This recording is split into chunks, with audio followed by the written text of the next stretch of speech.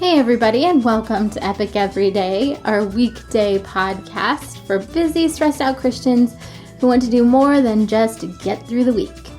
I'm Liz Frericks, and this is my husband Evan. Good morning. And we're so glad you guys are here with us on this wonderful Wednesday. Yes, welcome to the show. Thank you so much for listening to this show, and if you find this show helpful, please share it with a friend. We want the message of the CSEs to get out into the world as much as possible. So since it's Wednesday, we are going to talk about being centered. Being centered is living out of the essence of who God designed you to be. As in, who God designed you to be, not anybody else. Yeah. And this week, we are talking about goodness. So we thought we'd talk about goodness in action today. Yeah, and this made me think about, what kind of actions are we doing in our Christian life? Like if we feel prompted to do something, do we do it? That kind of thing. We want to be led by the Holy Spirit in this spiritual fruit. I think it's hard, though. Yeah, totally. One of the things I wrote down is especially hard in American society where tolerance is valued over goodness. And so, niceness is a lot easier to do. Goodness, where you're actually saying, the rebuking, yes, if you look in James 1:27, it says, "Religion that God our Father accepts as pure and faultless is this, to look after orphans and widows in their distress, and to keep oneself from being polluted by the world." So, there is that element of kind of the basic things that you think about when, I need to do good Christian things, like taking care of the disenfranchised, the helpless, the orphans and the widows. But yeah, we see those that's nice stuff to do. Right, we see that as nice stuff. Right. And then there's more to goodness than being nice, like we've talked about. Is anybody in the Bible described as nice? Not I don't that I know think of of that as really a biblical word, but it's definitely a cultural value, Yeah. Niceness above all else. That's the plot of so many TV shows and movies, it seems like, is somebody's being nice, but they're kind of shielding someone from something unpleasant or outright lying to them to protect their feelings. Right. And it just makes a world of trouble. Yeah. It ends up blowing up in their faces. Yeah. So the things that goodness calls us to is, like you're saying, some uncomfortable conversations, and we need to push into that. The times when rebuke is necessary, or confrontation, or even doing something nice that's uncomfortable. If somebody needs prayer, and maybe they're stuck at home, or, who knows what the situation is, but taking time out of your schedule and going to their house to meet them in their place and praying with them, or helping a stranded motorist. Sure, yeah. So getting out of the comfort zone is going to be a big part of this. Before we do anything, I think it's important to ask ourselves and examine within ourselves this question: am I doing this because I love this person? Even as a stranger, you can love them, or you could have... You can love God. Right. I think you can say, okay, I'm doing this because I love God. I'm trying to be faithful. He loves this person. I don't know. I think there's an element of, there are different kinds of love. There's a love that's okay, I love you because God loves you. And then there's the, I know you, therefore, there's a kind of... I don't know, that kind of love that requires actually knowing the person. Sure. I'm just saying, but you don't want the motivation to be, oh, I really ought to do this, or, boy, wouldn't everybody think I was cool if I did this? Right. That's not going to be a real goodness motivation. That's going to motivation. That's going to be something else that we don't want to do. I agree. I think it's key too to kind of, I know we're zeroing in on this idea of action, but I just wanted to go back to the Greek word for goodness, which is agathosune, and it means benevolent and active goodness. Agathosune is more than chrysotes, which is gentleness, kindness, a mellowing of character. It is character energized, expressing itself in benevolent, active good. There is more activity in agathosune than in chrysotes. Agathosune does not spare sharpness and rebuke to cause good in others. A person may display his agathosune, his zeal for goodness and truth, in rebuking, correcting, or chastising. That's from the Complete Word Study Dictionary for the New Testament. there's definitely that action and doing embedded in it. You can't just have goodness and think nice thoughts about people. That's right. Yeah, it involves actually doing something. Right. And it involves really caring for them and wanting their best, especially when rebuke and confrontation are involved. It's not just out of a sense of personal protection or a desire to be right. It's because you love them and you see this rebuke as an opportunity for them to grow and for them to grow close to God and to change and for them to start being right, not just I need to be right all the time. You know, some mental checks to make sure that we're doing some of that could be to ask ourselves some questions along the way, like, have I listened to them? Because I think sometimes it's too easy to think we understand the problem and to kind of try to swoop in there and help, with the rebuke or something good, right? Something we think is good. But yeah, have I listened?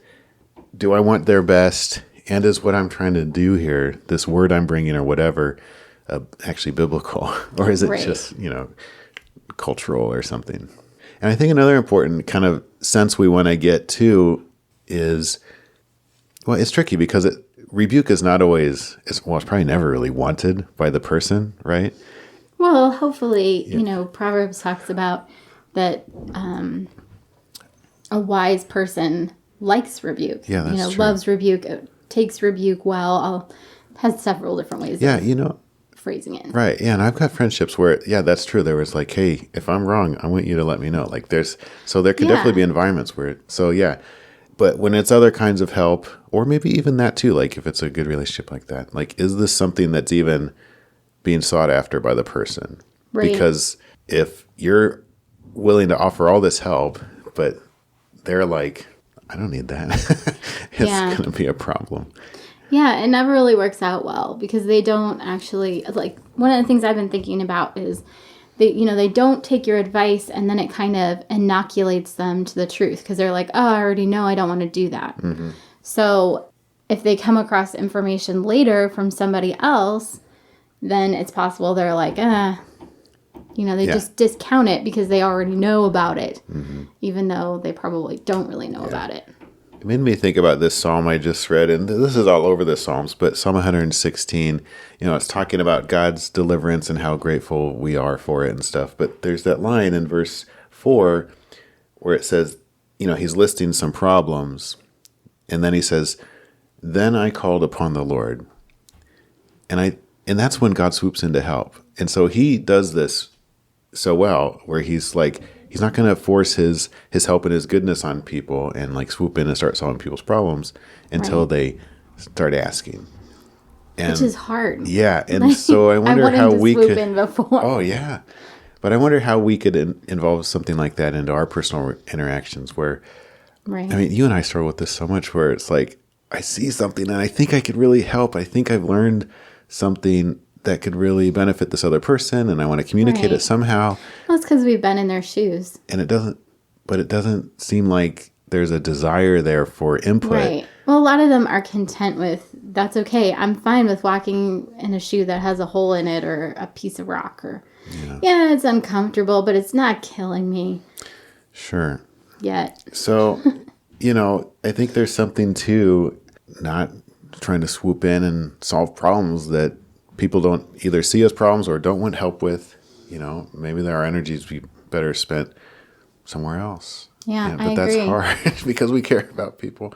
Right. So I was actually thinking about that with Ephesians 2:10, which is a verse that we often come back to, where it talks about how God saved us to do the good works prepared in advance for us to do. Verse. Yeah.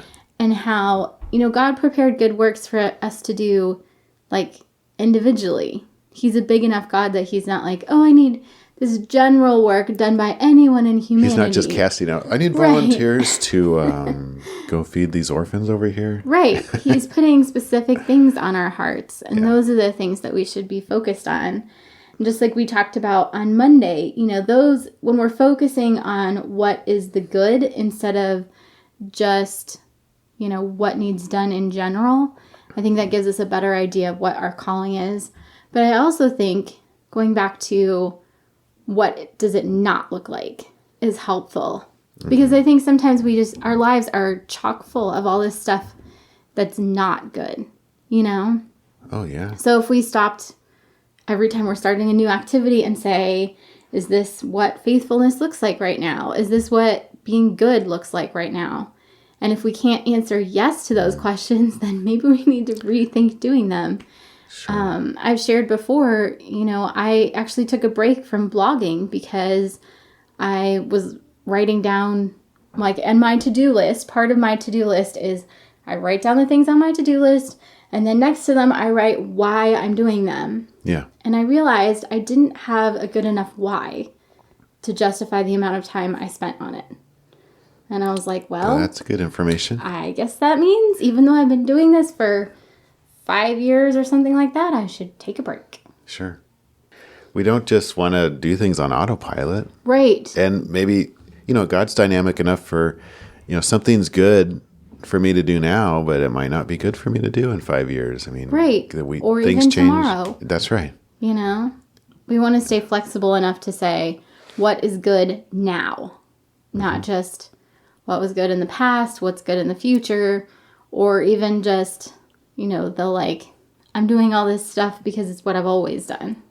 All right, well, hopefully that gives us all some stuff to think about. I know that's always something that I am working on, how to be good rather than nice. Because it's a lot easier to be nice to people or to think nice thoughts than to actually do the individualized action of good. That's right. Yeah, it's an important distinction to make, and it's a better way. It is how to love people, not just kind of tiptoe around people and try to, we're not make charging everything look pretty. Yeah, or trying to keep somebody happy. That's not a good motivation.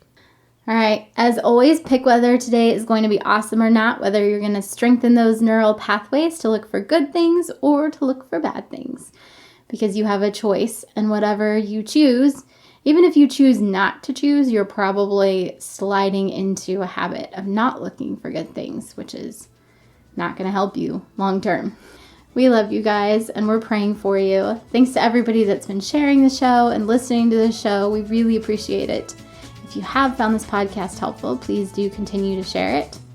And come back tomorrow, and we are going to talk about how unpopular goodness is. It's going to be great. Yeah. So we'll see you then. All right. Have a great Wednesday, you guys.